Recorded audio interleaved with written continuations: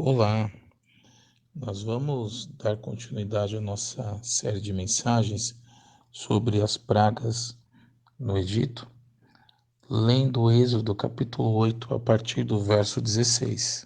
Essa é a terceira praga, a praga dos piolhos. Êxodo capítulo 8 a partir do verso 16 nos diz: Disse o Senhor a Moisés: Dize a Arão, estende o teu bordão e fere o pó da terra, para que se tornem piolhos por toda a terra do Egito. Fizeram assim. Arão estendeu a mão com seu bordão e feriu o pó da terra. E houve muitos piolhos nos homens e no gado. Todo o pó da terra se tornou em piolhos por toda a terra do Egito. E fizeram os magos o mesmo com suas ciências ocultas para produzirem piolhos, porém não o puderam. E havia piolhos nos homens e no gado. Então disseram os magos a Faraó: Isto é o dedo de Deus. Porém o coração de Faraó se endureceu e não os ouviu, como o Senhor tinha dito. Há uma obra conhecida de Michelangelo, um quadro intitulado A Criação de Deus, que retrata Deus apontando para Adão como que tentando encostar o seu dedo nele, fazendo menção ao poder criador de Deus. Eu não vou entrar no mérito se seria esse quadro a quebra de um dos mandamentos que nos ensina que não devemos fazer a imagem do Senhor, mas o ponto é que o nosso texto retrata exatamente isso, o poder criador de Deus. E nós vamos olhar este texto e vamos considerá-lo sob o título, dando à mensagem o título de O Dedo de Deus. O Dedo de Deus. Porque no verso de número 19, os magos dizem a Faraó: Isto é o dedo de Deus, reconhecendo o poderio do Senhor. Mas vejam, a grande ideia do texto é de que Deus é poderoso. Sim, Deus é poderoso. Mas a pergunta é: como nós notamos o poder de Deus? Como podemos observar o poder de Deus? O texto nos mostra algumas evidências desse poder. E a primeira evidência nós vamos chamar de quantidade. O Senhor demonstra o seu poder mediante a quantidade dos problemas.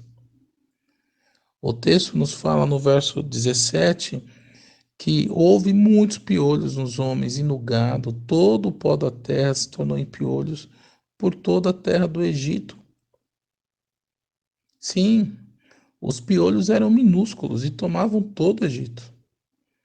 Bom, para que eles tomassem todo o Egito, sendo minúsculos, era necessário que eles fossem incontáveis, incontáveis como areia, como o pó da terra. É isso que o texto nos mostra. Está sendo aqui desbancado o rei egípcio e falso, óbvio, Tote, que era o deus do deserto. Então Deus se mostra aqui quando Arão toca com o seu bordão naquele lugar e faz surgir com o poder de Deus aquele monte de piolhos.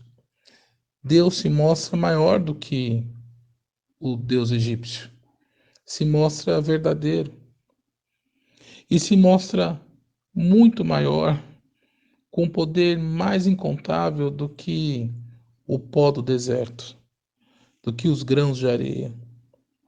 Não há nada maior do que Deus. Isso me faz lembrar de uma canção bonita que eu ouvia na adolescência que diz: Não há Deus maior, não há Deus melhor, não há Deus tão grande como nosso Deus. Criou os céus, criou a terra.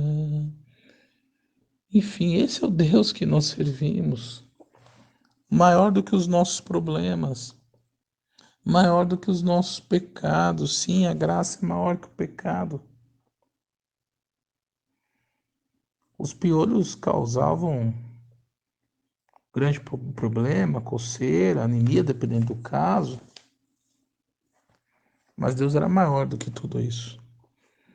Deus é maior do que o medo econômico, o problema. Deus é maior do que uma enfermidade. Deus é maior do que a Covid que quer te derrubar. Deus é maior do que as dificuldades decorrentes a uma quarentena.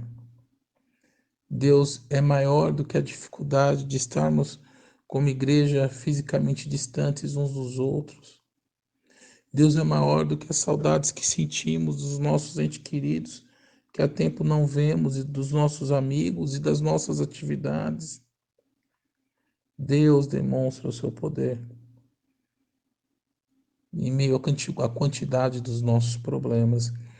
Mas a segunda evidência nós vamos chamar de intensidade. Deus demonstra o seu poder mediante a intensidade dos problemas. Havia muito piolho, mas pouco já seria suficiente para causar um grande estrago. Há pouco eu recebi da escola das crianças um comunicado de casos de piolho, aliás, de um caso de piolho. Então, o comunicado dizia que havia uma criança na escola com piolho e que os pais deveriam verificar se os seus filhos também não estavam com piolho. Engraçado, né? Eu tenho a impressão que se tinha mais piolho antigamente do que hoje. É interessante que os piolhos preferem as crianças. Há várias teorias ou estudos acerca disso, nada em definitivo. Talvez o que possa se dizer a priori é que as crianças costumam ter piolho mais do que os adultos porque elas têm um contato mais próximo na escola e tudo mais. Eu não sei como você resolveu o problema de piolho ou resolve. Há quem mate o piolho com Sabin. Será que é esse o nome do shampoo? Há quem resolva o problema com limão, com Coca-Cola, que desperdício. A Coca-Cola R$ 6 e você matando piolho com Coca-Cola, só para você ter uma ideia do estrago que a Coca pode fazer no seu organismo. Mas o fato é que os egípcios, eles tinham um cuidado muito grande com a higiene, de modo que eles tiravam todos os pelos, mas mesmo assim estavam com piolho. O problema era não só grande, como intenso, porque além do problema em si, que é o piolho, eles são condutores de outras doenças. Sim, assim como o pecado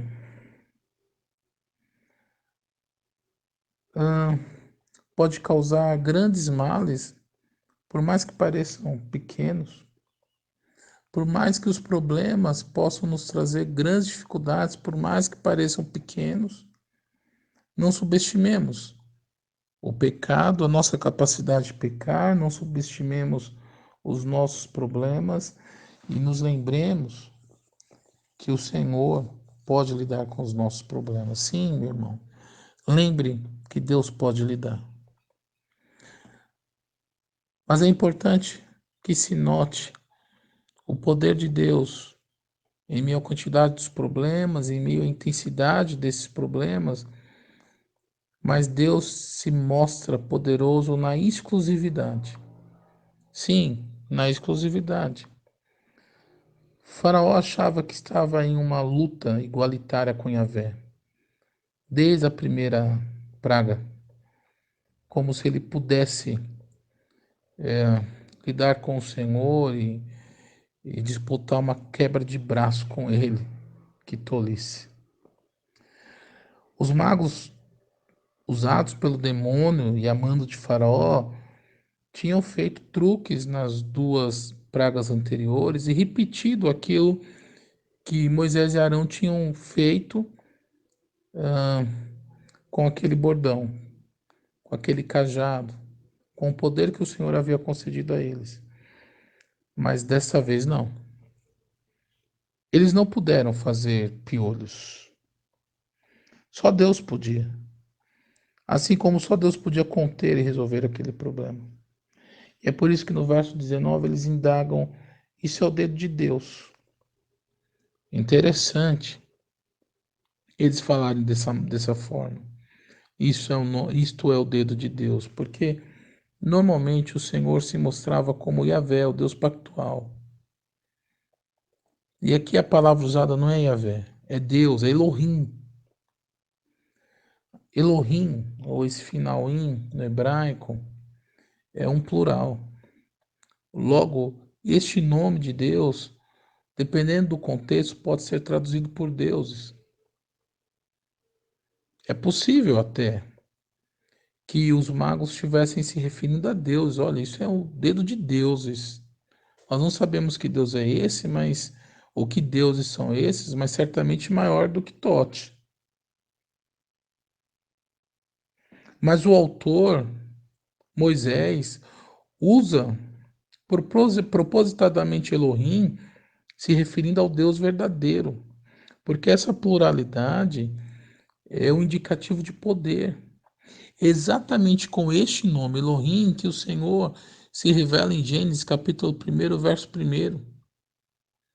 Quando o texto nos diz, no princípio criou Deus os céus e a terra. Deus ali é Elohim. Só o Senhor pode criar as coisas do nada.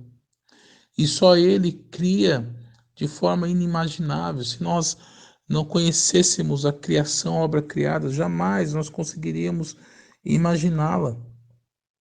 Deus é poderoso. Isto é o dedo de Deus, o Deus poderoso. O Senhor se revelando aqui, em meio à quantidade, à intensidade, e Ele mostrando a sua exclusividade, que só Ele é Deus. Deus é poderoso, e se Ele não faz, não é porque não quer. Aliás, não é porque não pode, mas é porque Ele não quer, porque Ele tem todo o poder. Bem, ao longo dessas nossas considerações nas últimas mensagens, nós temos destacado Moisés como sendo um tipo de Cristo, sim. Ele é um mediador através de quem o Senhor libertaria o povo do Egito, o povo de Deus, da opressão egípcia.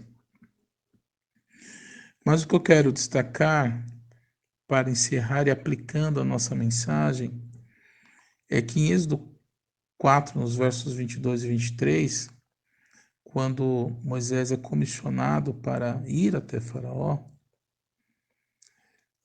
o Senhor diz para Moisés o seguinte: olha, vá lá e peça para Faraó libertar o meu primogênito.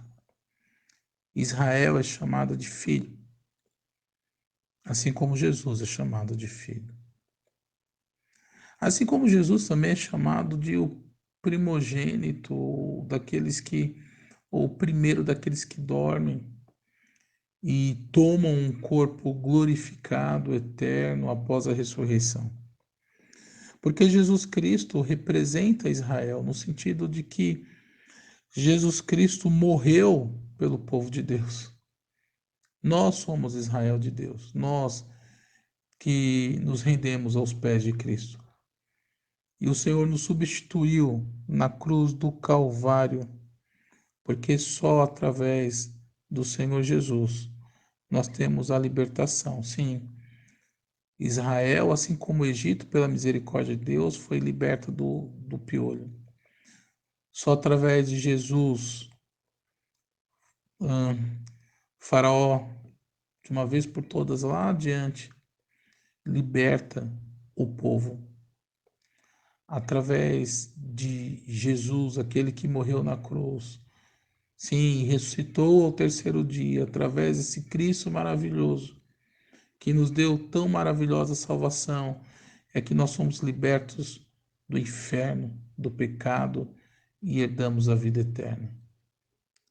E através desse Jesus que nós reconhecemos e encontramos esse poder tão maravilhoso em meio à quantidade e à intensidade dos nossos problemas, porque esse é um Deus exclusivo e quer a nossa exclusividade, porque só Ele tem todo o poder e a Ele nós devemos dar toda a honra e toda a glória. O maior problema não é o Covid, o desemprego, nem o pior. O maior problema é o pecado.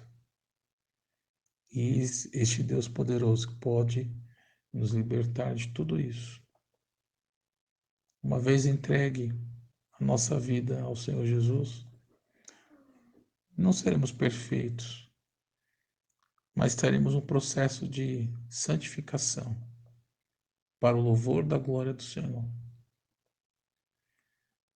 E jamais nos esqueçamos, diante da salvação que está diante de nós, diante do sacrifício de cruz, jamais nos esqueçamos de que Deus é poderoso. No decorrer dessas pragas, lá no final, na última praga, naquele dia de Páscoa, o Senhor liberta o povo de uma vez por todas, como libertou o povo aqui dos piolhos. Talvez seja esse o tempo oportuno para você de uma vez por todas entregar sua vida a Cristo Jesus. Oremos. Senhor, obrigado por essa hora, obrigado por essa mensagem, obrigado por essas verdades. Abençoa o seu povo. Abençoa todos aqueles que ouvem essa mensagem. E que nós não celebremos a morte e ressurreição de Cristo apenas hoje, mas sempre. Todo domingo, todos os dias, todas as vezes que estivermos diante da Tua Palavra, em todo o tempo. E que nós reconheçamos o Seu poder diante dos nossos problemas, por maiores que sejam, por mais importantes e intensos que sejam. E que nós busquemos exclusivamente a solução dos nossos problemas. Entreguemos a nossa vida exclusivamente para o Senhor, onde há poder. Obrigado porque através do seu Filho, o seu poder é revelado. Obrigado a Deus porque em Cristo Jesus e na sua morte e ressurreição encontramos o clímax deste poder tão gracioso. Nós não podemos lidar com os nossos problemas e demandas, mas o Senhor pode. E é por isso que nós oramos. E é por isso que nós agradecemos. Em nome de Jesus. Amém.